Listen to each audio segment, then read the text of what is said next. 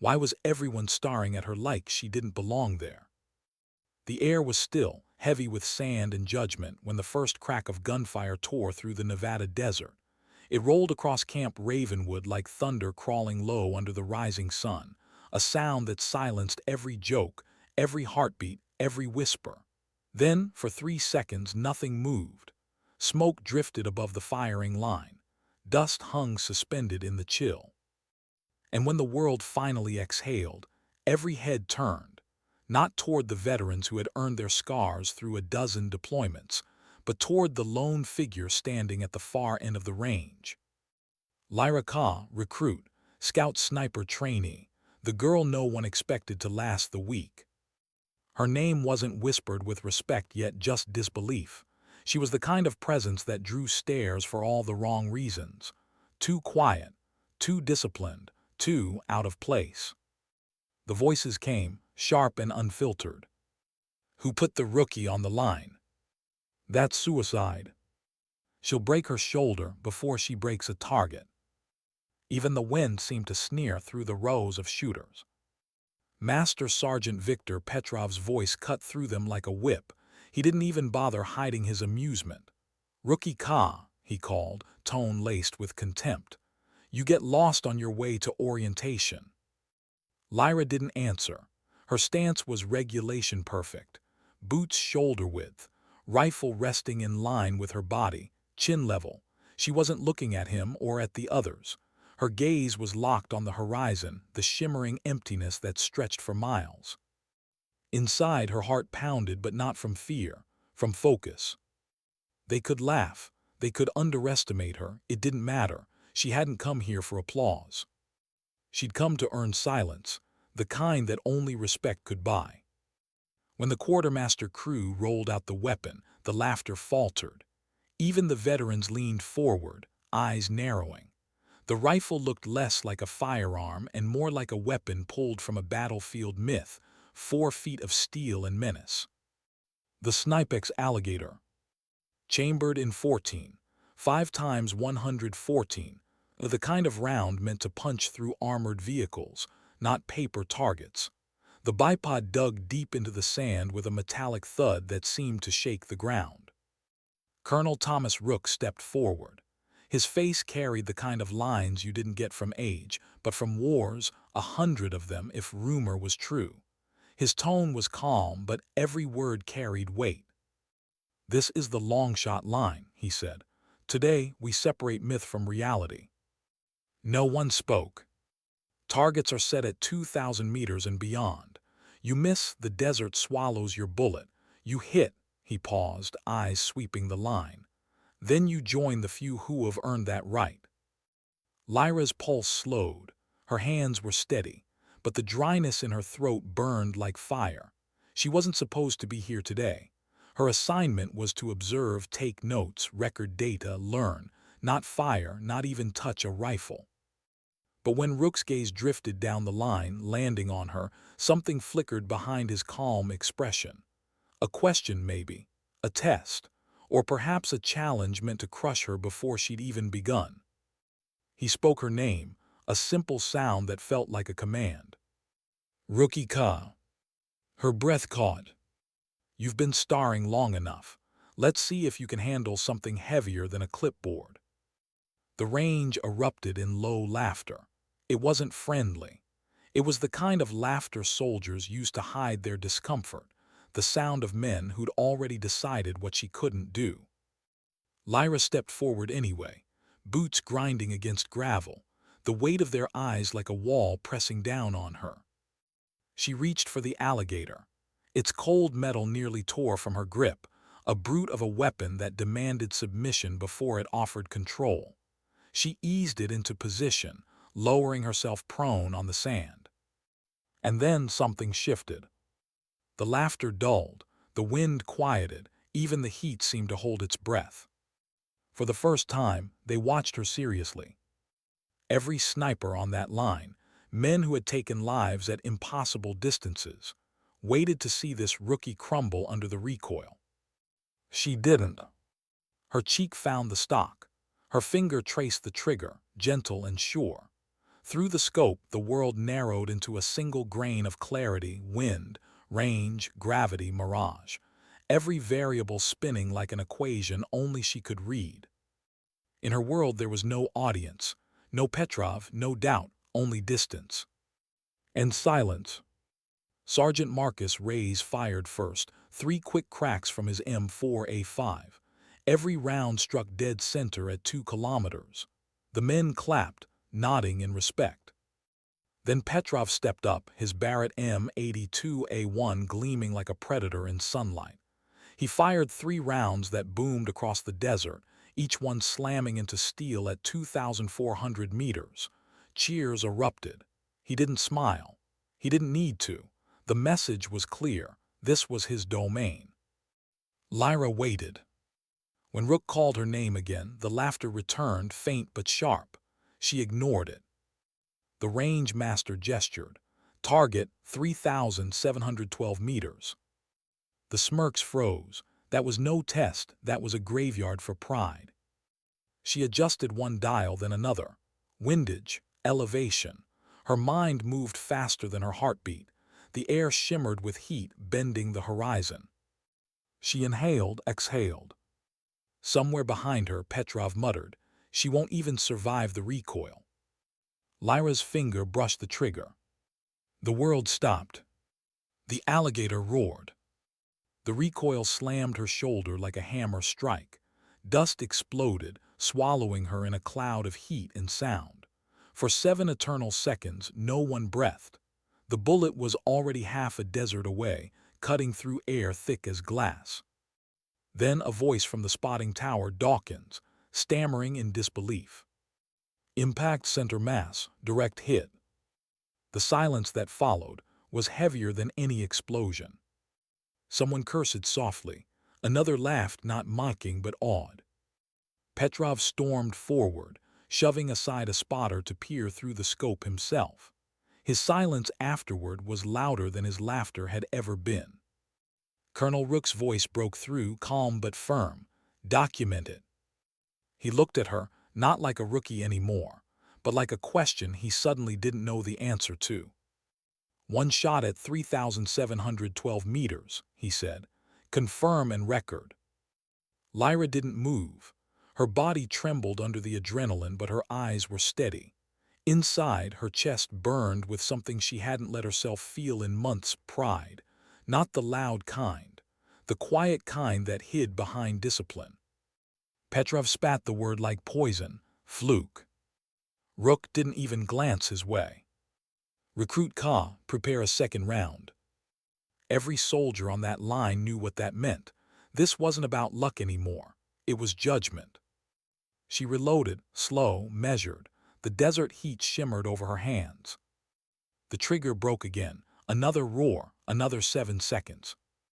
"Hit confirmed," Dawkins shouted, voice steady this time. 1 inch right of center, 2 for 2. No one spoke, no one laughed. They were staring at her now, not as a joke, but as something else entirely. Colonel Rook finally turned to his men. His words came quiet, but they cut through the silence like steel. "Gentlemen, mark this day." He nodded toward her. "You've witnessed something historic." His gaze returned to Lyra. "Report to my office tomorrow at 1,000 hours. She stood, the rifle beside her. Dust clung to her uniform, her braid, her lashes. She didn't wipe it away. As Petrov passed her, his shoulder brushed hers, hard, deliberate. She didn't react. She'd already learned the truth here. Respect was earned in silence. That night she didn't sleep. Not really. The desert wind rattled her window, whispering through the barracks like a ghost. She sat on the edge of her bunk, fingers still bruised from recoil, staring at the small photograph tucked under her pillow, her father, smiling in a worn uniform, the name Ka barely visible on the tag. He used to tell her something she never forgot. "Don't chase respect, Lyra. Make them choke on their doubt instead." Tomorrow she'd find out whether her shot had made her a legend or a threat too dangerous to keep. She closed her eyes and let the wind take the sound of the range away. But even in the quiet, she could still hear it. That single, echoing shot, the one that changed everything. And in her heart she knew, silence had never sounded so loud. The next morning, the Nevada sun hadn't yet burned the night from the desert when Lyra Ka stood outside headquarters Building 3, uniform pressed, expression calm. The wind carried a thin layer of dust that clung to everything, her boots, her hair, the air itself. She didn't fidget, didn't pace. She waited. Inside, she could hear voices, deep, measured, belonging to men and women who decided careers with a sentence. When the door finally opened, Colonel Thomas Rook stood in the frame, eyes unreadable. "Enter, recruit." Lyra stepped inside. The conference room smelled faintly of coffee and paper, a strangely normal scent for a moment that felt anything but. At the far end of the table sat General Harrington, flanked by two officers she didn't recognize and one she wished she didn't, Master Sergeant Victor Petrov. His arms were crossed, his expression carved from disdain. Rook remained standing, folder in hand. He spoke without preamble. Yesterday's demonstration created both an opportunity and a problem. The general nodded. His voice was clipped, controlled, every syllable carrying the weight of hierarchy. "You broke a record that wasn't meant to be broken, and you embarrassed men who don't like being reminded they can bleed." Lyra stayed silent. Rook slid the folder across the table. Her name, Ka, Lyra J., stamped across the top. Inside were pages that told pieces of her story, but none of them whole. "Your record says 6 months of basic training," Rook said, eyes scanning the papers. "No prior deployments, no commendations, no combat exposure." He paused. "But it also says you're a 3-time civilian long-range champion, Thunder Ridge, 2 years running, and the unofficial extreme distance record holder, 3,712 meters. His eyes lifted. "Why wasn't this in your file?" Lyra's voice was calm but quiet. "Because I wanted to earn my place without shortcuts. My father taught me, ability speaks loudest when you let it." Something softened in the general's gaze, only for a moment. "Well, it spoke loud enough that Special Operations Command was on the phone before sunrise," Harrington said. "Your performance embarrassed instructors who should have outclassed you. That complicates things." A silver-haired colonel folded her hands, her tone surgical. "It means you're misplaced, recruit. Effective immediately, you're removed from standard training and reassigned to Advanced Marksmanship Group. You'll enter Phase 3 of the Scout Sniper program." For a heartbeat, Lyra's composure faltered. Phase 3 was reserved for veterans, soldiers with years of service and scars to prove it. She inhaled, "Yes, ma'am." Rook's gaze was steady. "Understand this, your presence will not be welcomed. Petrov has already lodged a protest." From the corner of the room, Petrov's jaw tightened. "Fluke," he muttered under his breath, just loud enough to sting. Lyra didn't look at him. Her reply was even, respectful, but edged with resolve. "Sir, I'm ready to demonstrate consistency." Rook almost smiled. "You already have, but your evaluator in Phase 3 will be Master Sergeant Petrov." The words hit like a shot. She didn't show it, but inside something sank. Petrov, her loudest critic, would now control her future. "I understand," she said quietly. General Harrington stood, signaling the end of the briefing. "One last thing, recruit." His tone softened just enough to be human. "What you did yesterday wasn't just impressive, it was historic. The longest confirmed shot on record by a female soldier. You may not have wanted attention, but now you have it. Handle it well." When she saluted and turned to leave, she felt every pair of eyes follow her out. Outside, the heat hit like a wall. The desert shimmered gold and the sound of distant gunfire rolled like thunder miles away. As she crossed the base yard, whispers followed her. "That's her. The rookie with the alligator. 3712. By the time she reached the mess hall, silence spread like a ripple. Conversations broke mid-sentence. Every head turned. She forced herself to move normally, grabbed a tray, sat alone. A moment later, Sergeant Marcus Reyes slid into the seat across from her, his voice low. "Congratulations," he murmured. "And condolences." Lyra raised an eyebrow. "Condolences." He smirked. "Petrov been fuming since dawn, says he'll prove you got lucky." "Then I'll keep proving he's wrong."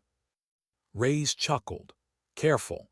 He doesn't like being outshined by anyone, especially not by a rookie who just rewrote his range record."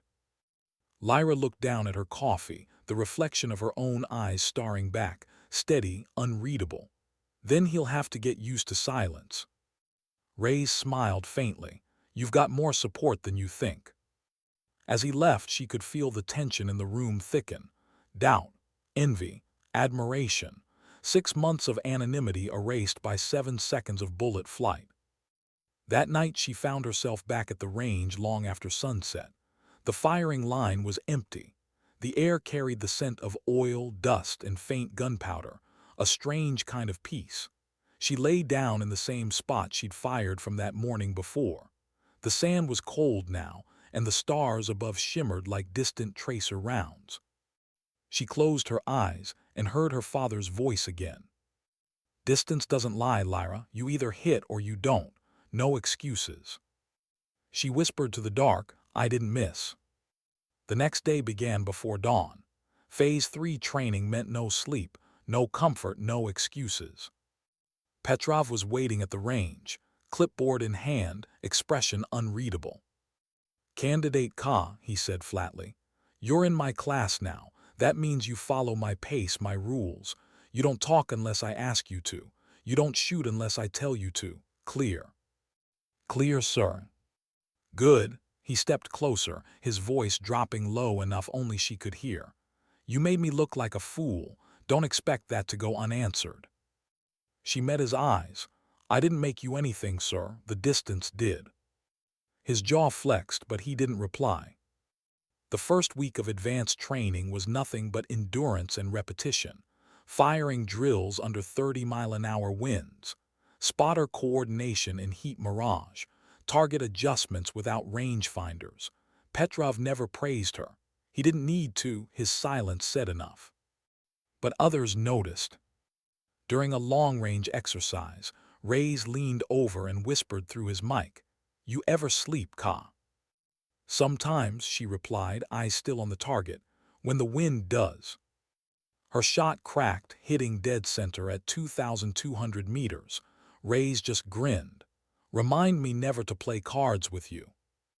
By the end of the month, even the skeptical instructors had stopped betting against her. She wasn't just accurate, she was consistent, calm under pressure, cold under fire.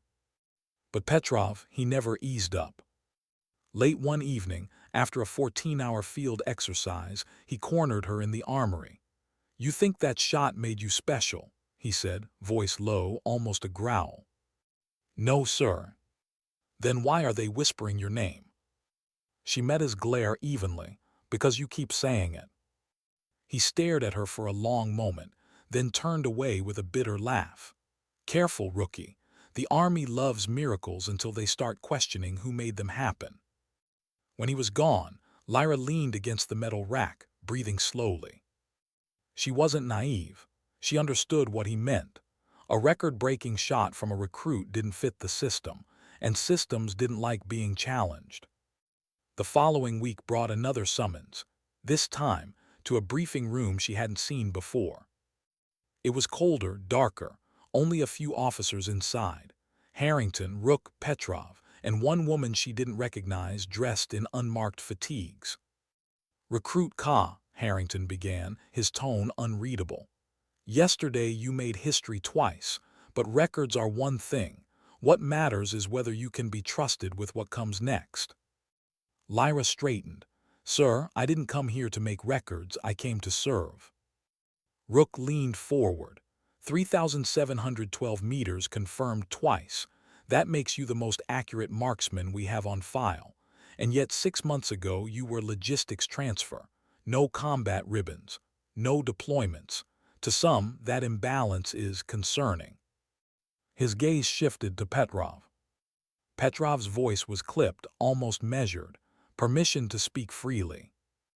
Granted, Harrington said. She's untested, Petrov said. One exhibition doesn't make her field ready. I've buried men with 10 years of combat who never made a shot like that. What happens when she freezes under fire, when lives depend on her? The silence in the room thickened. Lyra's hand stayed at her sides. Master Sergeant, she said quietly, I didn't freeze yesterday. I won't freeze tomorrow. Even Petrov had no reply for that. Harrington nodded slowly. History is written by those willing to stand when others doubt. Effective immediately, you are promoted to advanced sniper status and considered for integration into Ghost Division. Murmurs rippled through the room. Even Petrov's mask cracked for a moment. Ghost Division wasn't spoken of in daylight.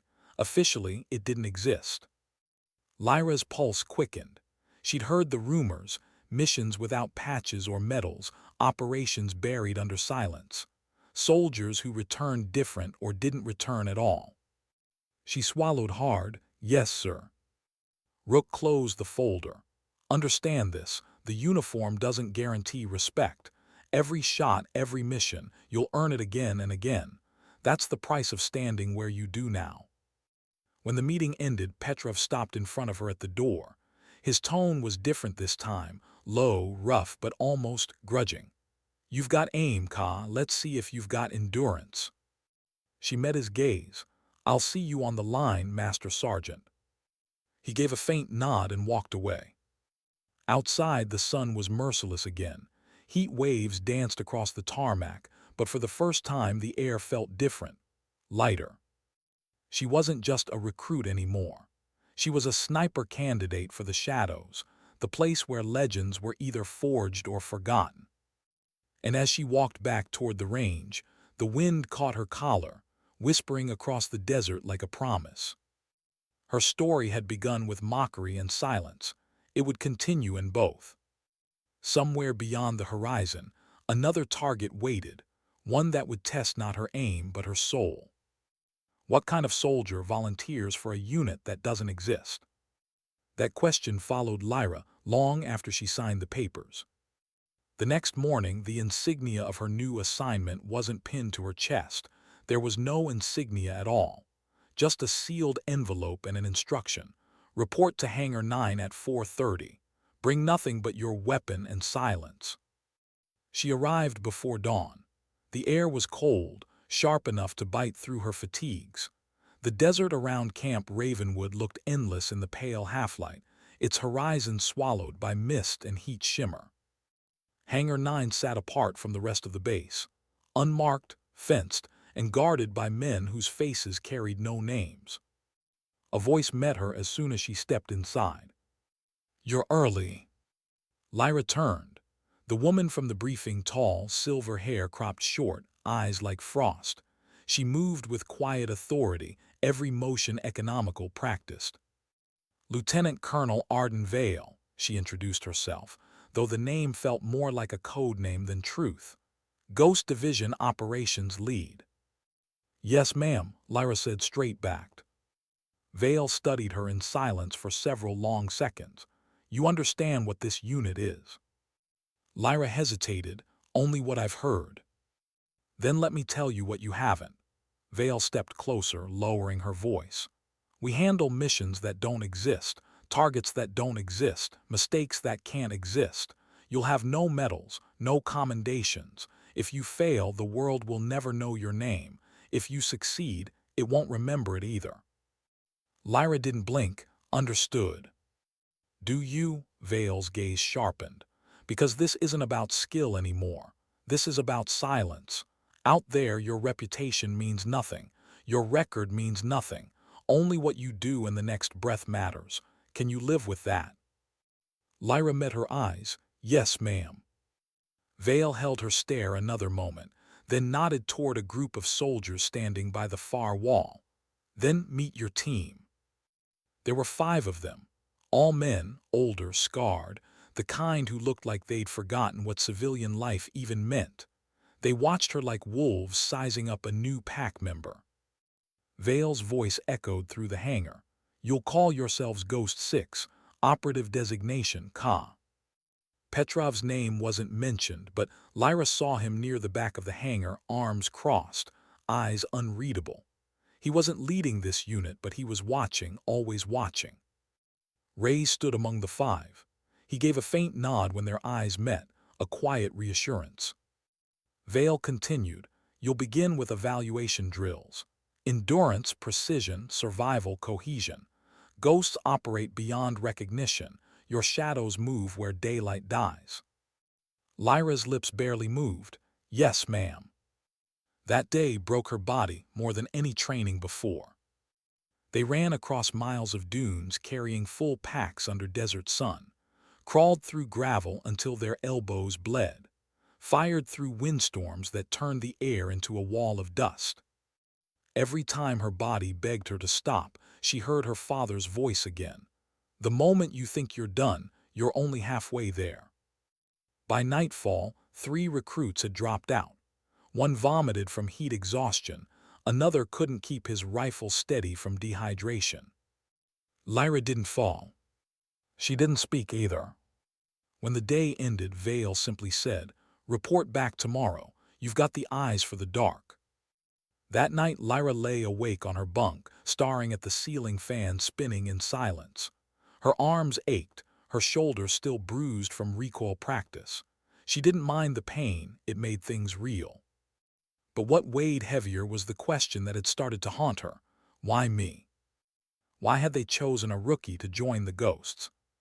She wanted to believe it was the shot, but part of her feared it was something else, a test of loyalty or obedience or expendability. In the days that followed, the training intensified. Each morning began before dawn with silence drills, moving across rough terrain without leaving a trace. Then came target differentiation exercises at impossible distances, identifying shapes barely visible in the haze. And then there were the simulations. Vale would hand them dossiers of potential threats, photographs blurred, coordinates uncertain. Their task, plan a strike with minimal exposure. Every choice mattered: approach, timing, retreat. It wasn't just shooting, it was decision-making in the dark. And every time, Vale watched Lyra more closely than the rest. During one simulation, the team was ordered to disable a convoy without civilian casualties. Rays took the lead. Lyra covered from elevation. Halfway through, a sudden shift of wind blew dust into the scope. She blinked, recalibrated, and saw something the others missed: a child stepping out of a hut near the road. She switched comms instantly. "Abort shot 3, civilian proximity." Rays hesitated. The countdown hit 2. She fired, not at the target but an inch above, deliberately missing. The round cracked the air, startling the driver into braking. The team cursed through their headsets. "Ka, what the hell?" Vale's voice cut in seconds later. "Stand down." The exercise ended in silence. Afterward in the debrief, Vale asked evenly, "Why did you break formation?" "Because the target line changed. Civilian entered the radius." The mission parameters didn't include that variable. Lyra held her gaze. "The world outside parameters still counts, ma'am." Vale was silent for a long moment, then she simply nodded. "Noted." When Lyra left the room, Rays caught up to her. "You realize you just disobeyed an order in a ghost simulation." "I didn't disobey," she said. "I adapted." He smiled faintly. "You've got nerve, Ka, maybe too much." Weeks passed. The routine became survival. Eat little, sleep less. Shoot straight, think faster. Lyra's reputation grew quietly, whispered through the ranks. The girl who sees what others don't. But along with it came isolation. Respect wasn't the same as belonging. She could feel the distance between her and the others. The way their conversation stopped when she entered a room. The way they avoided eye contact when Vale praised her accuracy. Even Rays, friendly as he was, grew cautious. "You're drawing attention," he told her one night while they cleaned their rifles in silence. "Attention's dangerous here." She nodded, "So is silence." He laughed softly, shaking his head. "You sound like Vale." Lyra didn't answer, but part of her wondered if that was true. One evening, after a grueling 10-hour march through the basin, Vale summoned her privately. "Sit," she said, gesturing to a folding chair beside the field table. The hangar around them was empty, lights dimmed, the desert wind humming through the open door. Lyra obeyed. Vale studied her. "You remind me of someone." "Who, ma'am?" "A sniper I trained 15 years ago. Brilliant, fearless, he thought precision was everything." Vale's eyes drifted, distant. Then, in Helmand, he hesitated half a second. He questioned the order. "It cost 6 lives, including his own. That's the burden of this job. The world doesn't care about your conscience, Ka. It only cares about results." Lyra's voice was barely above a whisper. "Then maybe the world needs to care a little more." Vale's expression didn't change, but her next words were quieter. "Careful, operative. Morality makes fine soldiers hesitate, and hesitation gets them killed." When Lyra returned to barracks that night, her mind was louder than the desert wind. Was Vale wrong? Maybe, maybe not. But Lyra remembered the child in the simulation, remembered what it felt like to see something everyone else ignored. She couldn't shoot blind, not at a target that breathed. The days blurred after that. Ghost training stripped away everything that made a soldier visible. Names became numbers. Emotions became weaknesses. Every lesson was about silence, how to exist unseen, unheard, untouchable. But Lyra carried something they couldn't strip away. The sound of her father's laughter, the memory of the range at dusk, the idea that skill without soul wasn't strength, it was emptiness. 2 months in, the order came. First live mission. Vale's voice over the comms was calm, surgical. Operation Starlets. Objective, high-value courier. Confirmed hostile activity along the Turkmen border. No collateral, no traces. Lyra's pulse slowed automatically. Training took over. Ghost 6 deployed at 200, inserted via unmarked convoy under the cover of sandstorm. The night was thick, air dense with grit. She lay prone atop a ridge, scope flickering with intermittent visibility. Rays beside her, spotter scope scanning. "Wind 30 knots cross," he murmured. "Compensating," she replied. The convoy below appeared like shadows sliding over darker sand. "Target 2, center vehicle." Lyra exhaled, acquired. "Permission green," Vale's voice came through. She hesitated. For a fraction of a second, something flickered through the scope, a shape beside the vehicle, smaller, moving differently. Not a soldier, not armed. A child again. She blinked, adjusted focus. The shape vanished. Mirage, maybe. Her finger rested on the trigger. Vale's voice again, firmer. "Ghost 6, confirmed shot." Lyra breathed out. The memory of that simulation echoed in her chest like a warning. She squeezed, then angled just a hair left. The shot cracked the night. The vehicle's engine exploded in sparks, but not the cab. The driver stumbled out, alive, disoriented. "Secondary hit," Rays called. "Target neutralized by shrapnel." Vale's silence on the channel was long. Then finally, extraction. They returned before dawn. No one spoke on the ride back. In the debrief, Vale looked at Lyra across the table. "Explain your deviation." Lyra's throat was dry. The angle was uncertain. I adjusted. Vale studied her. "Next time, uncertainty isn't yours to interpret." Lyra nodded, understood. But she didn't regret it. That night, alone in her bunk, she stared at her hands. They didn't tremble, but something inside her did.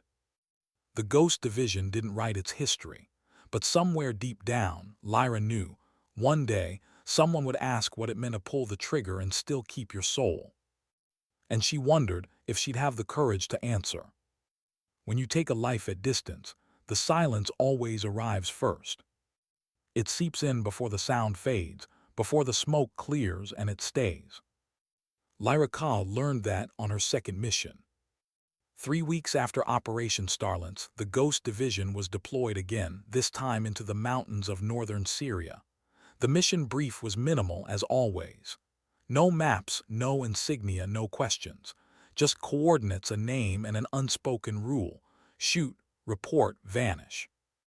They flew in on a night with no moon, the C-130's cargo bay dimly lit, its engines growling through the dark. Lyra sat in silence between Reyes and a soldier named Vance, both seasoned, both silent. Every operator carried the same look, expressionless, eyes fixed somewhere between exhaustion and focus. Across from her, Vale checked her watch. Target window 0400 to 0410, 10 minutes, one shot, no second chances. She didn't need to remind them what failure meant. When they landed, the desert cold bit hard. Sand crunched under their boots as they hiked toward the ridge that overlooked a small compound below. The intel said it was an arms drop, but Lyra had learned better than to trust intel. Ghost missions weren't about truth, they were about orders. She set up her rifle, the same Snipex Alligator that had once silenced a crowd at Ravenwood. It gleamed under the faint starlight like a beast waiting to breathe. Through the scope she saw movement, 3 men unloading crates, 2 guards, and then a 4th figure stepping out from a shadowed doorway. Her target. Vale's voice crackled softly in her earpiece. Ghost 6, confirm visual. Confirmed, Lyra whispered. Execute when clear. She steadied her breathing, finger brushing the trigger, but then something off. The figure moved differently. Smaller frame, no weapon, a flash of fabric, a scarf. Lyra adjusted focus, her pulse spiked. It wasn't a man, it was a woman.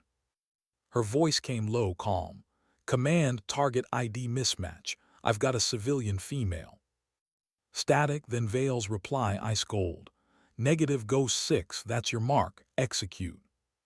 Ma'am, I repeat. Orders confirmed, execute.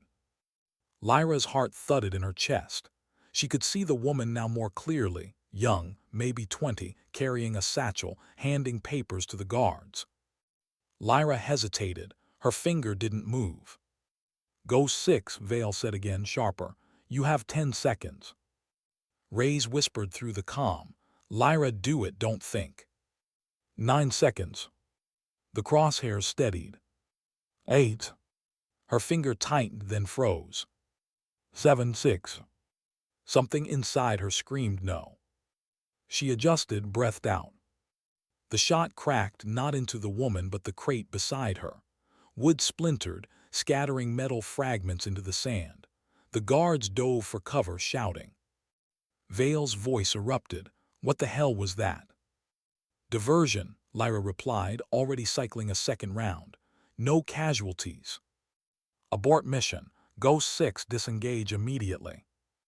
The team retreated under cover of night, heartbeats hammering louder than their footsteps. Back at base, the debrief room was silent. Vale stood at the end of the table, arms crossed. You had one objective. 1, explain yourself. Lyra met her eyes. The target wasn't what the intel described. I made a judgment call.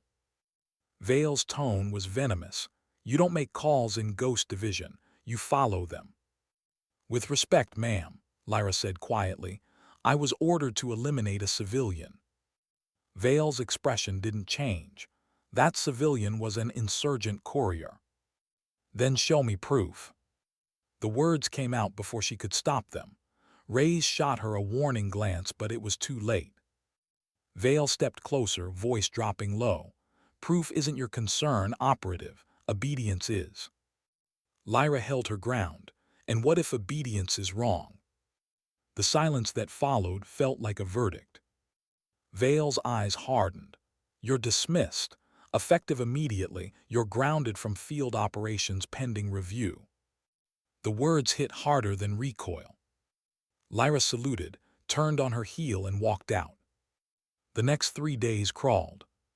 She spent hours on the training range alone, running drills until her fingers blistered. Every shot echoed the same question in her mind. Did I do the right thing? On the fourth day, Petrov appeared unannounced, unreadable, hands clasped behind his back. "Still training?" he asked. "Trying to," she said, loading another round. He watched her fire. The shot punched a perfect hole through the steel plate. "You always shoot clean when you're angry," he muttered. Lyra turned, surprised. "You watching me now?" He smirked faintly. "Old habits, I heard about the mission." "Of course you did." He studied her, his tone shifting. "You think Vale was wrong." "I think orders without conscience make monsters." He didn't answer at first. Then he said quietly, "You sound like someone I used to know." She raised an eyebrow. "What happened to them?" "Didn't last long." He turned to leave but paused at the door. "For what it's worth, I'd have taken the same shot." The words surprised her more than she let on. That night, for the first time in months, she slept not deeply but without guilt. 2 weeks later, Vale summoned her again. When Lyra entered the room, the colonel wasn't alone. General Harrington was there, hands folded, eyes unreadable. Vale spoke first. "You disobeyed a direct order. Under protocol, I could have you discharged, but—" Harrington interrupted. "But your record complicates that. You're an asset, one the division can't afford to lose." Lyra stood at attention. "Permission to speak freely, sir." "Granted."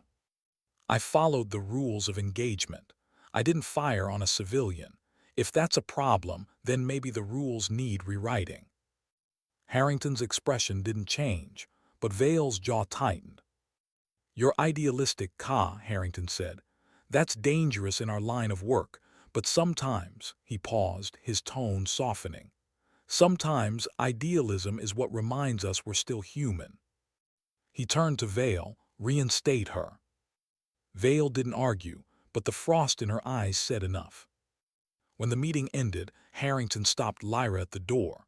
"You're walking a thin line, Lieutenant." "Lieutenant," she echoed. "You're being promoted, effective immediately.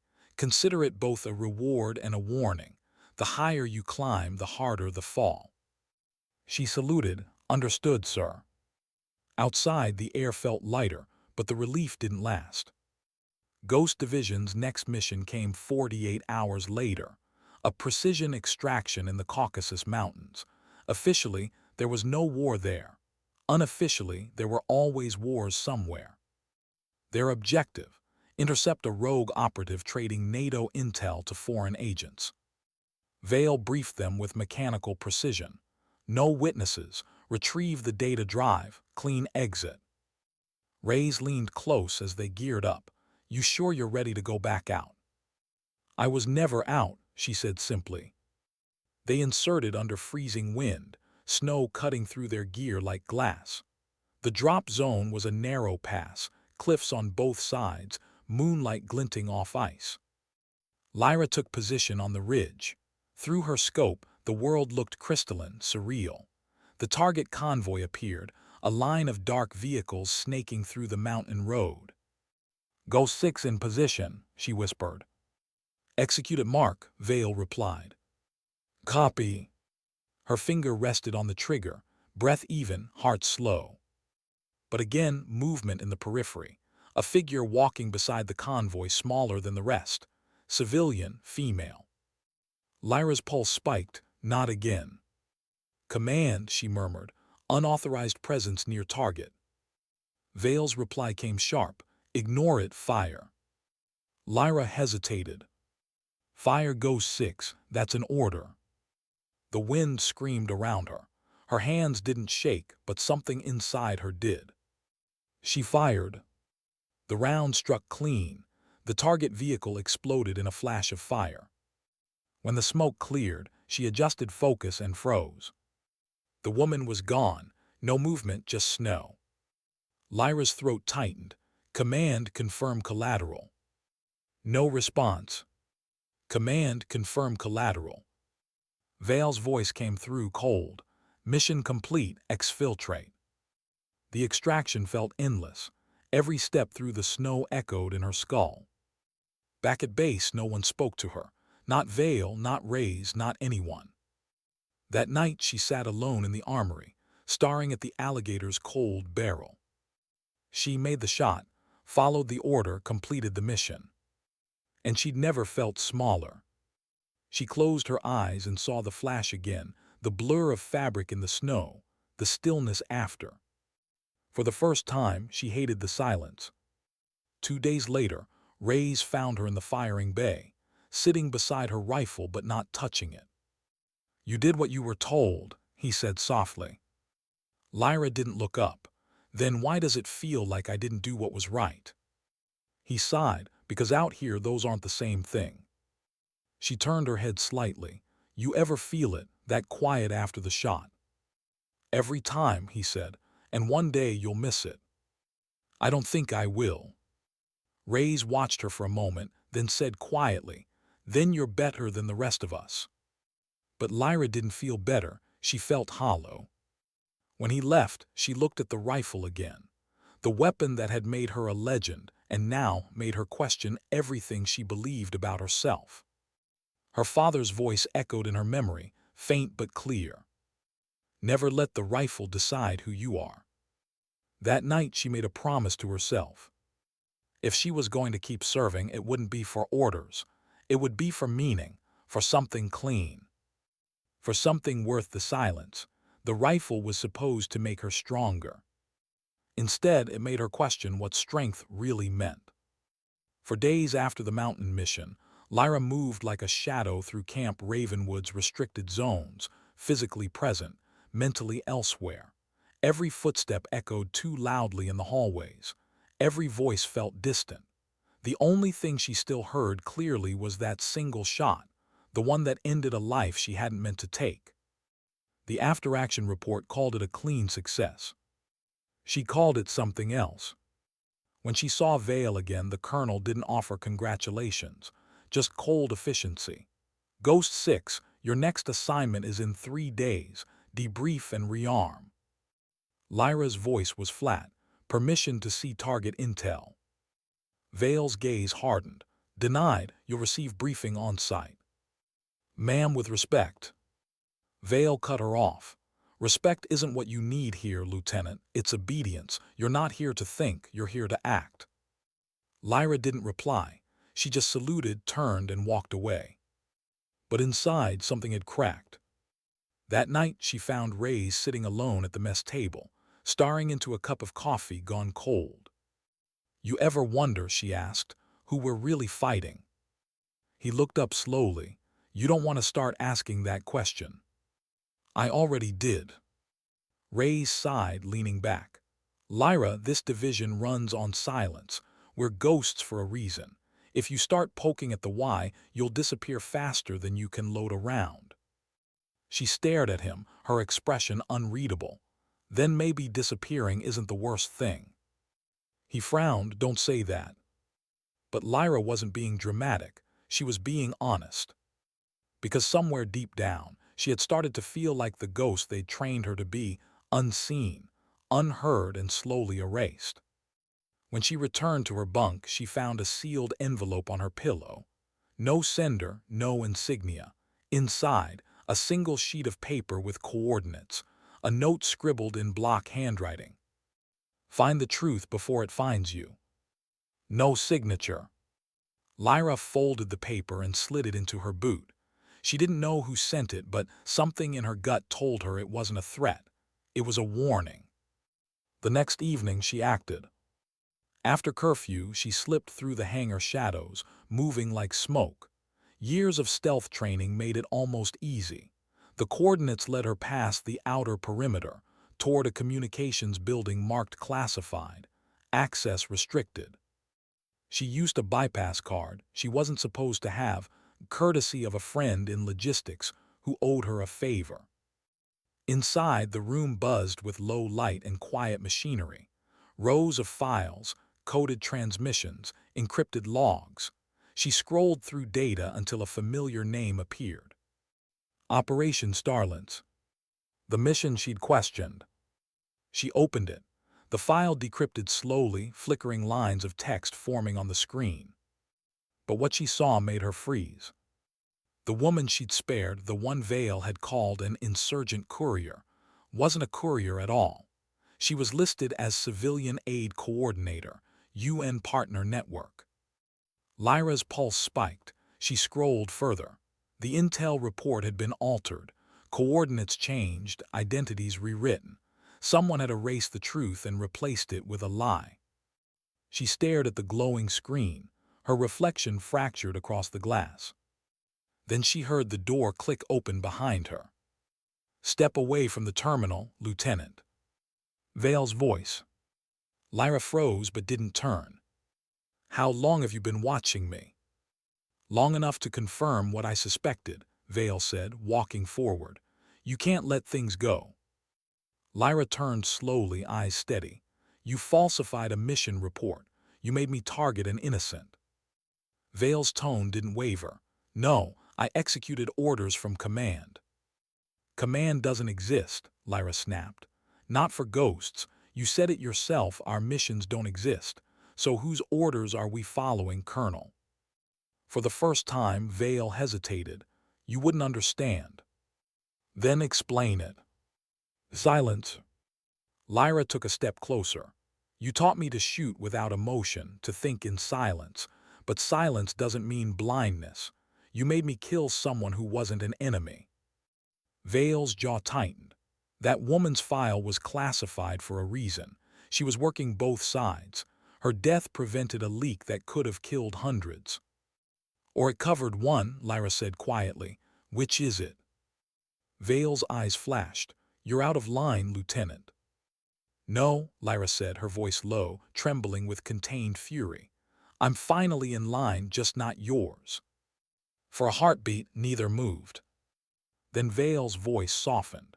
"You have no idea how dangerous the truth is in this place." Lyra stared at her. "Maybe I don't, but I know what a lie feels like." Vale sighed, almost weary. "You're forcing my hand." Within the hour, Lyra was confined to quarters, officially under internal review. Unofficially, she was being buried. But silence had never been her weakness. While the guards outside rotated, she picked the lock on the narrow window vent, slipped through into the night and vanished into the desert. The stars stretched above her like 1,000 watching eyes. The cold bit into her skin, but the adrenaline burned hotter. She made her way toward the perimeter fence, crouched low, and cut through the wire with steady precision. She didn't have a plan, just the truth she'd seen and the instinct that she couldn't stay silent anymore. By dawn, she reached the outskirts of an abandoned observation post, one that hadn't been used since the early Ghost program days. Inside, dust coated everything: broken screens, cracked helmets, empty bullet casings. She powered up an old terminal using a backup generator. The database was corrupted, but fragments of archived messages loaded slowly. Most were coded, meaningless strings, but one stood out, a name she hadn't expected. "Call Victor Petrov, active liaison, Ghost Division Command." Lyra leaned closer. There was another line under it: status, compromised, under internal surveillance. Petrov. The man who hated her, who'd challenged her from the start. And yet he'd told her once he'd have made the same choice. She realized suddenly he wasn't just her rival, he was trapped too. Footsteps behind her. "Didn't take you for a hacker, Ka." She turned, rifle half raised. Petrov stood in the doorway, unarmed, eyes calm. "How'd you find me?" she asked. "I trained you," he said simply. "You're good, but you're predictable." She lowered the rifle slightly. "You knew about the altered reports." "I suspected," he admitted. "Vale answers to someone outside the chain, always has, but you weren't supposed to see it." "Then help me expose it." He shook his head. "You don't expose the ghosts, Ka, you survive them." She stepped closer. "You think I can survive this alone?" He gave a humorless laugh. "You already have, you just don't know what it cost you yet." "Then tell me," she demanded. Petrov's face softened, the hardness fading for once. You remind me of your father. Lyra froze. You knew him. He nodded slowly. Major John Ka served under my command in Helmand. Best shot I ever saw until you. Her throat tightened. He never told me that. He wouldn't. He didn't talk about himself. He talked about you. What happened to him? Petrov's gaze dropped. He died following orders he didn't believe in. The words hit harder than any bullet. Lyra swallowed, her voice shaking. Then I won't make the same mistake. Petrov met her eyes. You already started not to, but that makes you a liability. I don't care. He almost smiled. I know that's what scares them. He reached into his jacket and handed her a small data drive. Everything you need to understand Ghost Division is on this. Files Vale doesn't want seen. People she answers to. Names. She took it, fingers trembling. Why help me? Because I'm done burying good soldiers for bad orders, he said. And because your father deserved better. Before she could respond, a distant hum filled the air, engines approaching. Petrov's head snapped toward the door. They found you. How? Vale planted a tracker in your rifle. You should have known she'd never let you walk free. Then why didn't you warn me? Because I thought you run faster. The sound grew louder, vehicles closing in, headlights cutting through the morning haze. Petrov turned to her, eyes hard. Take the drive, head north. There's an old comms relay in the ridge. If you reach it, you can transmit the files. What about you? I'll stall them. You'll die. He smiled faintly. Better men have, go. She hesitated, then nodded once sharply. Thank you. He looked at her one last time.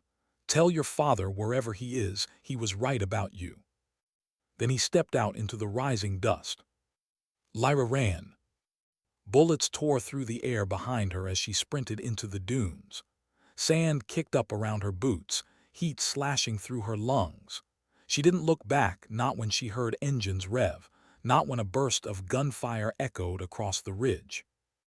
By the time she reached cover, Petrov's gunfire had stopped. The horizon glowed red with dawn. Lyra knelt in the sand, clutching the drive to her chest. Somewhere behind her, a man who had once been her enemy had made his final stand so she could carry the truth forward. For the first time since she'd joined the army, Lyra didn't feel like a soldier. She felt like a witness. And she knew there was no going back. The Ghost Division had trained her to shoot from shadows. Now she'd use that silence to make the shadows speak. The desert doesn't echo like mountains do. Out there, gunfire dies fast, swallowed by the wind, forgotten in seconds. But Lyra Ka would remember the sound forever. Petrov's final shot still rang faintly in her ears as she climbed the ridge, the air thin and burning cold. Each breath scraped her throat raw. The dawn light cut across the sand in sharp lines of gold and blood. She didn't look back, she couldn't. The drive in her pocket felt heavier than the rifle slung across her shoulder. Every step north pulled her further from the base, from the army, from everything that had defined her. By midday, the sun turned merciless. Heat waves rippled across the dunes like shifting glass. Her water was nearly gone. Her boots sank deeper with each step, the horizon blurring into a haze of light. Somewhere behind her, engines roared, faint but steady. They were tracking her, just like Petrov said they would. Lyra ducked behind a cluster of rock spires, heart pounding. She knelt, scanning the distance through her scope. 3 vehicles, armored, moving fast. She whispered under her breath, "You bought me time, old man. Don't let it be for nothing." Her fingers brushed the drive again. Petrov's voice echoed in her mind. "If you reach the relay, you can transmit the files." That was her mission now, the only one that mattered. She pulled the map chip from her vest and activated the overlay on her wrist display. The old comms relay wasn't far, maybe 15 kilometers north, hidden inside a broken plateau. but terrain like this could kill faster than bullets. She started moving again, low and fast. By late afternoon, she reached the ridge, a stretch of jagged rock cutting through the desert floor like the spine of some ancient beast. The entrance to the relay was half buried under sand and rusted debris. She dropped to her knees, clearing away dust until her hands hit cold metal, a blast door half open. "Please still have power," she muttered, slipping inside. The air was cooler, stale with years of disuse. Cables hung from the ceiling like roots. Old consoles lined the walls, their displays dead but intact. She found the main terminal and connected the data drive. The screen flickered, then came alive, faint static, followed by text. "Encrypted file detected. Authorization required." "Of course," she whispered. Her hands flew across the keys, bypassing the login protocols she'd learned to override during training. The encryption was military grade, but not unfamiliar ghost-level coding, buried deep in Army infrastructure. Minutes passed, then finally, access granted. A cascade of files opened. Names, mission records, coordinates, transfer logs. Lyra's stomach turned as she scrolled. Half the Ghost Division's operations had been fabricated, false intelligence, manipulated target designations, civilian strikes labeled as insurgent eliminations. Every lie was designed to hide something larger, covert arms trafficking tied to Ghost Command itself. Vale wasn't just following orders, she was protecting them. Lyra froze when a name appeared among the coded authorizations. General Adrian Harrington. Her commanding officer, the man who'd called her idealistic. He wasn't just complicit, he was orchestrating it. She stared at the screen until her reflection blurred in her tears, not from shock, from confirmation. The truth wasn't just ugly, it was systemic. The ground trembled, faint at first, then sharper. Engines again. They'd found her. Lyra snatched the drive, disconnected it, and sprinted deeper into the relay tunnels. The hum of machinery echoed behind her, then the metallic clang of boots on stone. Voices shouted through comms, distorted but close. She ducked behind a broken server rack, pulled her sidearm, and waited. The first soldier entered, tactical armor, visor down, Ghost insignia black as oil. Her own unit. Her pulse hammered. Vale sent them. The soldier moved methodically, sweeping the corridor. His flashlight cut through the dust like a blade of light. When he turned, she fired. One shot, center mass. He dropped without a sound. Another voice barked from behind him. "Contact front." Lyra dove for cover as bullets shredded the wall. Sparks rained from shattered equipment. She fired again, rolling low, moving fast. Her movements were instinct now, muscle memory carved by years of training she no longer believed in. 2 down, then 3. But there were more. "Go 6, a voice called. "You can't win this." It was Ray's. Lyra's chest tightened. He stepped into view, rifle aimed but not firing. "Vale's got a bounty on your head," he said. "Walk away now, I can tell them I never saw you." "You think they'll believe that?" she said, breathless. "No, but maybe it buys you a head start." Lyra shook her head. "You're with them." "I'm with whoever gets to live," he said. His voice cracked slightly. "Please, Lyra, just stop. You know what they're doing, Rays. You saw the files." "I saw enough to know you shouldn't have." "So you're just going to keep following orders?" His silence was answer enough. Lyra raised her rifle, but her hands trembled. "Move." He didn't. "Move," she repeated. Rays lowered his weapon. "If you're going to shoot me, make it clean." She exhaled slowly, the crosshairs hovering over his chest. Then she fired past his shoulder into the metal beam beside him. The impact sparked, the shockwave knocking him down. When he looked up again, she was gone. Lyra sprinted through the back corridor, heart pounding. The tunnel opened into a shaft leading to the upper ridge.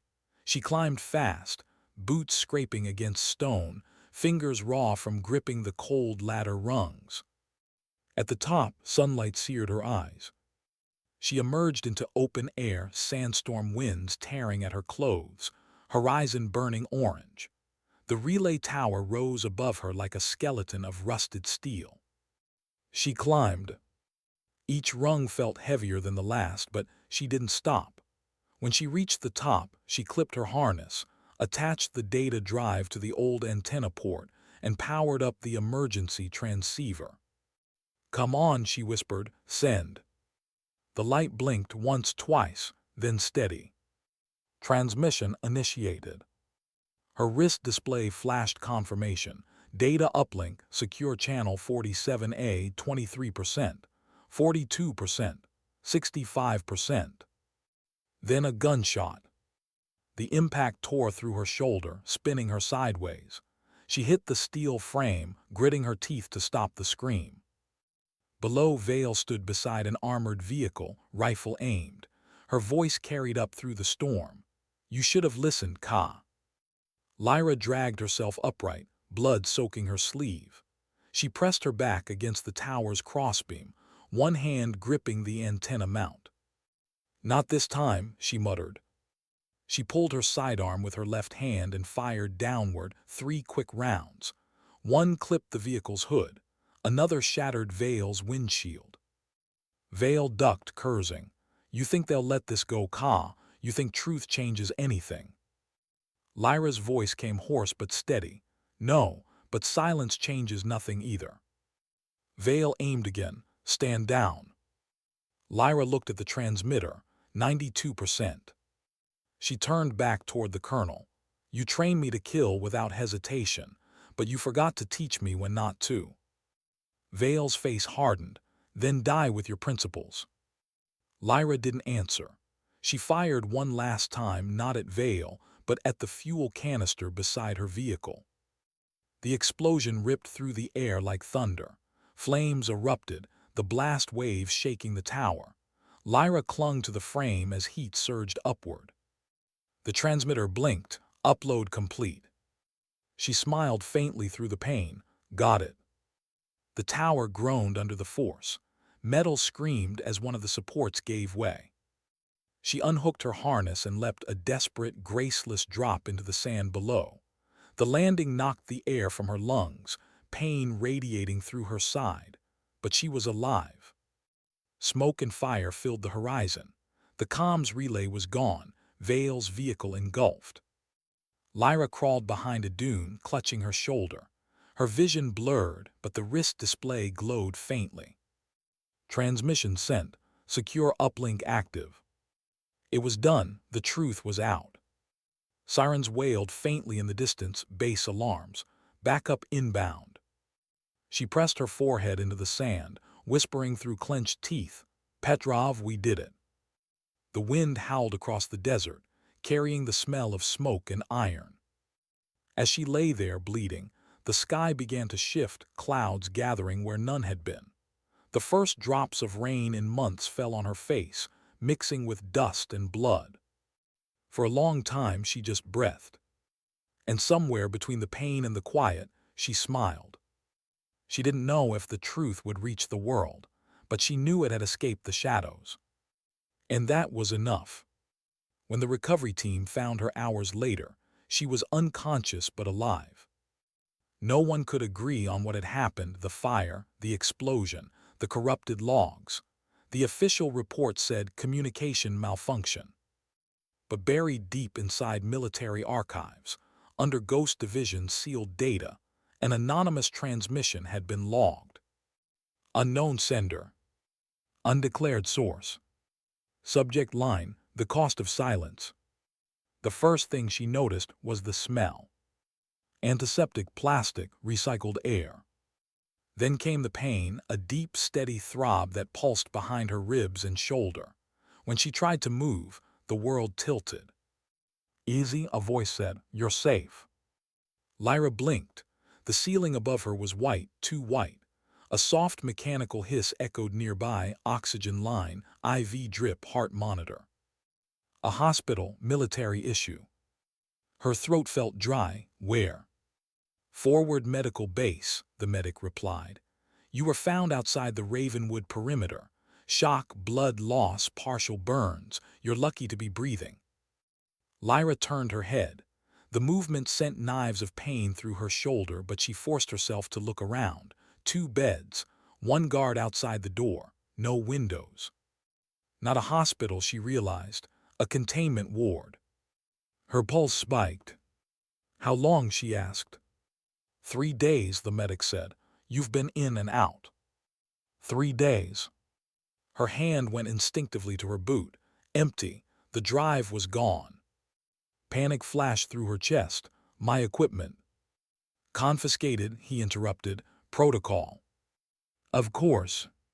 She waited until he left to check her vitals, then pulled the IV out with a grimace and swung her legs over the bed. Her body protested every movement, but she didn't stop. She needed to know whether the truth she'd risked everything for had actually left that desert. The door opened before she could stand. General Harrington stepped in. He looked the same, immaculate uniform, controlled expression, but there was something different in his eyes. Weariness, or maybe regret. Lieutenant Ka, he said, you're a difficult woman to bury. Lyra stared at him, then stopped trying. He exhaled through his nose, pulling a chair closer to the bed.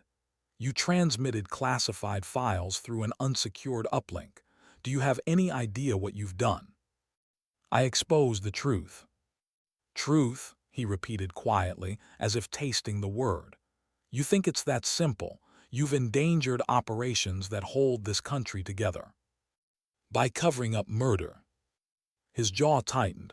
By keeping chaos contained. She leaned forward, voice hoarse.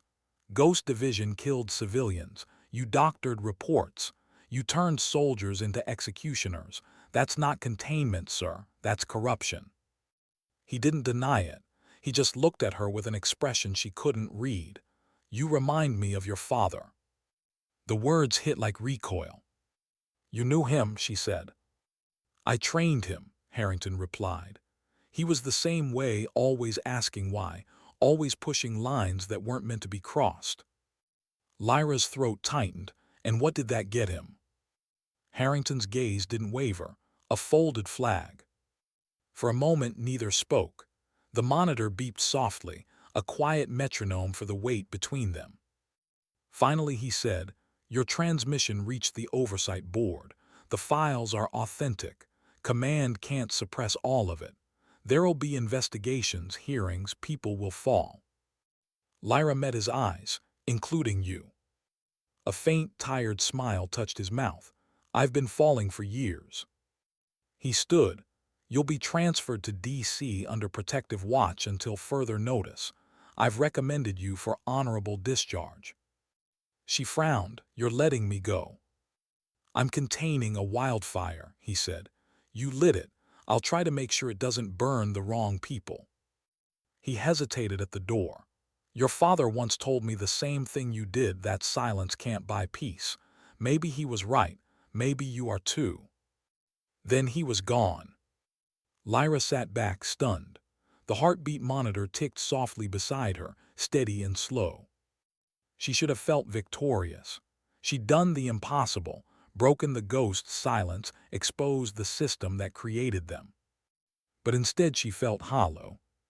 Because for every truth that surfaced, there was another buried beneath it, names, missions, men who would never answer for what they'd done. And Petrov. The thought of him hurt worse than the wound. 2 nights later, a nurse came to escort her to transport. Outside, the night smelled of jet fuel and rain, a rare desert storm still clinging to the air. As she limped toward the waiting aircraft, she glanced once at the dark horizon. Somewhere out there lay the ridge, the shattered relay, and the man who died to buy her time. She whispered under her breath, "Rest easy, Master Sergeant." The nurse pretended not to hear. Washington wasn't what she remembered. The air was thick, heavy with humidity and politics.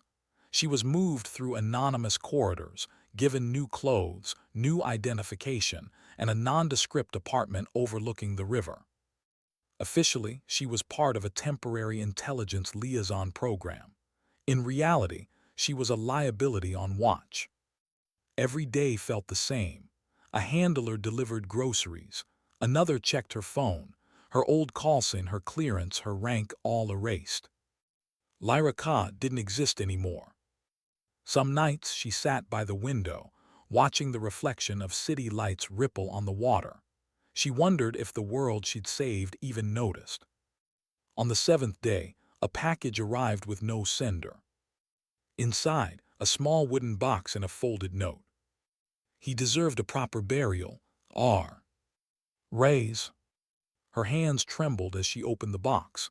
Inside lay a single dog tag, tarnished, edges bent. Petrov, VA. She closed her fist around it, tears slipping silently down her face. "Thank you," she whispered to no one. Later that night, she turned on the news. The words Ghost Division never appeared, but she recognized the headlines hidden in coded language: Defense Oversight Review, Internal Security Audit, Unspecified Resignations. The machine was eating itself quietly. And in that quiet, Lyra finally understood what victory looked like. Not applause, not redemption, just survival with your soul intact. Weeks passed. Her shoulder healed, though the scar remained, a thin white reminder of what silence costs. She started running again at dawn, tracing the river's edge, breathing the wet air like it might wash the desert dust from her lungs. The world went on. Cars, news, civilians who would never know her name. Sometimes that anonymity felt like freedom. Other times it felt like erasure. One morning, as she jogged past a newsstand, a headline caught her eye. Whistleblower prompts major defense reforms. Sources remain classified. Lyra stopped, staring at the print until the letters blurred. Classified. Even now, they couldn't say her name. She smiled anyway. Later that evening, she visited Arlington under a false ID. She didn't need an escort. She knew where to go. Section 60, Row 12, Marker 45. John R. Major, U.S. Army. She knelt, brushing the dust from the stone. "I found him, Dad," she whispered. "The man who trained you, he saved me." Her voice cracked. "You were right, respect isn't given, it's earned. But sometimes," she looked at the grave, eyes wet, "sometimes it's taken back from the wrong people." A breeze moved through the trees, soft and steady. For a while she just sat there, letting the silence settle. It wasn't the heavy silence of the range anymore, not the haunted kind that came after pulling a trigger. This silence was gentler, a kind that held space for memory instead of guilt. She stood to leave but paused. "I'm done fighting ghosts," she said, "but I won't stop watching." Then she turned toward the fatting light, shoulders squared, steps slow but sure. 3 months later, the world moved on. Ghost Division was officially disbanded. The files vanished into classified archives. Harrington retired quietly. Vale disappeared altogether. But whispers remained. One of those whispers came late one evening, through a secure channel she didn't know still existed.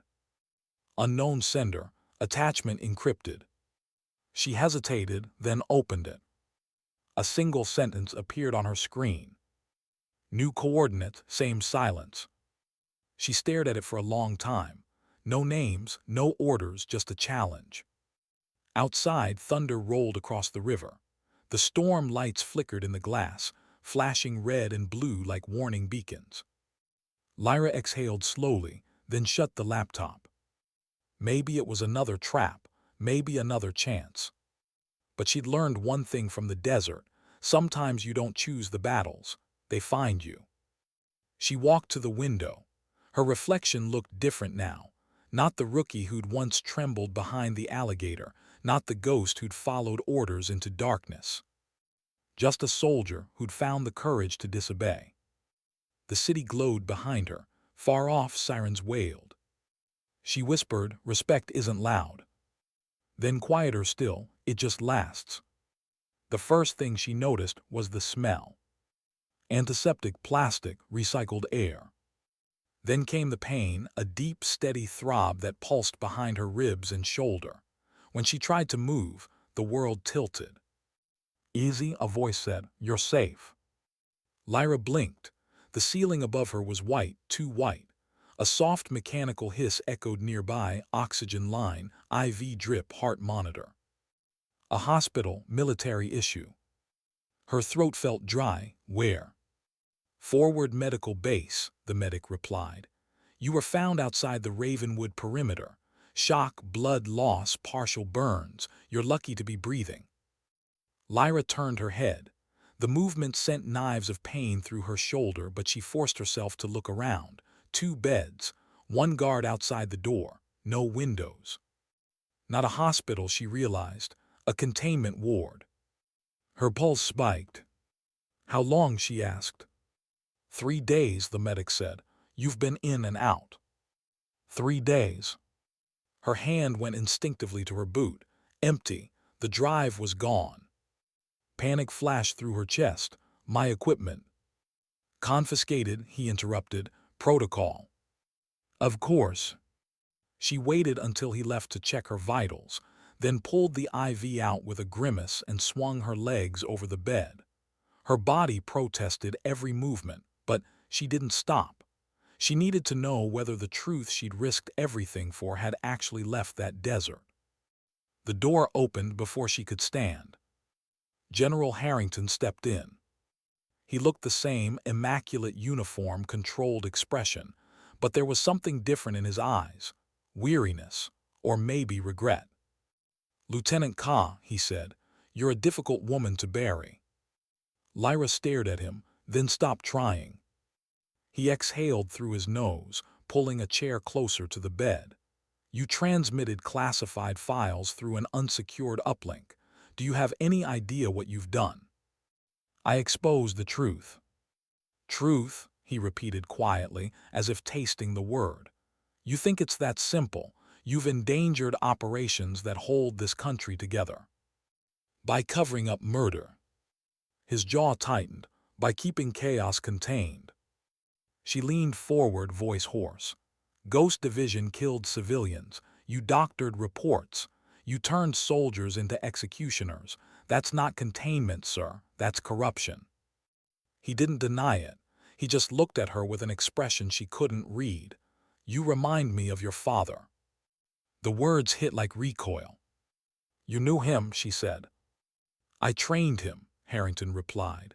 "He was the same way, always asking why, always pushing lines that weren't meant to be crossed." Lyra's throat tightened. "And what did that get him?" Harrington's gaze didn't waver. A folded flag. For a moment neither spoke. The monitor beeped softly, a quiet metronome for the wait between them. Finally he said, "Your transmission reached the oversight board. The files are authentic. Command can't suppress all of it. There'll be investigations, hearings, people will fall." Lyra met his eyes, "Including you." A faint, tired smile touched his mouth. "I've been falling for years." He stood. "You'll be transferred to D.C. under protective watch until further notice. I've recommended you for honorable discharge." She frowned. "You're letting me go." "I'm containing a wildfire," he said. "You lit it. I'll try to make sure it doesn't burn the wrong people." He hesitated at the door. "Your father once told me the same thing you did, that silence can't buy peace. Maybe he was right. Maybe you are too." Then he was gone. Lyra sat back, stunned. The heartbeat monitor ticked softly beside her, steady and slow. She should have felt victorious. She'd done the impossible, broken the ghost's silence, exposed the system that created them. But instead she felt hollow. Because for every truth that surfaced, there was another buried beneath it: names, missions, men who would never answer for what they'd done. And Petrov. The thought of him hurt worse than the wound. 2 nights later, a nurse came to escort her to transport. Outside, the night smelled of jet fuel and rain, a rare desert storm still clinging to the air. As she limped toward the waiting aircraft, She glanced once at the dark horizon. Somewhere out there lay the ridge, the shattered relay, and the man who died to buy her time. She whispered under her breath, "Rest easy, Master Sergeant." The nurse pretended not to hear. Washington wasn't what she remembered. The air was thick, heavy with humidity and politics. She was moved through anonymous corridors, given new clothes, new identification, and a nondescript apartment overlooking the river. Officially, she was part of a temporary intelligence liaison program. In reality, she was a liability on watch. Every day felt the same. A handler delivered groceries. Another checked her phone. Her old call sign, her clearance, her rank all erased. Lyra Ka didn't exist anymore. Some nights she sat by the window, watching the reflection of city lights ripple on the water. She wondered if the world she'd saved even noticed. On the seventh day, a package arrived with no sender. Inside, a small wooden box and a folded note. "He deserved a proper burial. R. Rays." Her hands trembled as she opened the box. Inside lay a single dog tag, tarnished, edges bent. Petrov, VA. She closed her fist around it, tears slipping silently down her face. "Thank you," she whispered to no one. Later that night, she turned on the news. The words "Ghost Division" never appeared, but she recognized the headlines hidden in coded language: Defense Oversight Review, Internal Security Audit, Unspecified Resignations. The machine was eating itself quietly. And in that quiet, Lyra finally understood what victory looked like. Not applause, not redemption, just survival with your soul intact. Weeks passed. Her shoulder healed, though the scar remained, a thin white reminder of what silence costs. She started running again at dawn, tracing the river's edge, breathing the wet air like it might wash the desert dust from her lungs. The world went on. Cars, news, civilians who would never know her name. Sometimes that anonymity felt like freedom. Other times it felt like erasure. One morning, as she jogged past a newsstand, a headline caught her eye. "Whistleblower prompts major defense reforms. Sources remain classified." Lyra stopped, staring at the print until the letters blurred. Classified. Even now, they couldn't say her name. She smiled anyway. Later that evening, she visited Arlington under a false ID. She didn't need an escort. She knew where to go. Section 60, Row 12, Marker 45. Kajan R. Major, U.S. Army. She knelt, brushing the dust from the stone. "I found him, Dad," she whispered. "The man who trained you, he saved me." Her voice cracked. "You were right, respect isn't given, it's earned. But sometimes," she looked at the grave, eyes wet, "sometimes it's taken back from the wrong people." A breeze moved through the trees, soft and steady. For a while she just sat there, letting the silence settle. It wasn't the heavy silence of the range anymore, not the haunted kind that came after pulling a trigger. This silence was gentler, a kind that held space for memory instead of guilt. She stood to leave but paused. "I'm done fighting ghosts," she said, "but I won't stop watching." Then she turned toward the fatting light, shoulders squared, steps slow but sure. 3 months later, the world moved on. Ghost Division was officially disbanded. The files vanished into classified archives. Harrington retired quietly. Vale disappeared altogether. But whispers remained. One of those whispers came late one evening, through a secure channel she didn't know still existed. Unknown sender, attachment encrypted. She hesitated, then opened it. A single sentence appeared on her screen. New coordinate, same silence. She stared at it for a long time. No names, no orders, just a challenge. Outside, thunder rolled across the river. The storm lights flickered in the glass, flashing red and blue like warning beacons. Lyra exhaled slowly, then shut the laptop. Maybe it was another trap, maybe another chance. But she'd learned one thing from the desert: sometimes you don't choose the battles, they find you. She walked to the window. Her reflection looked different now.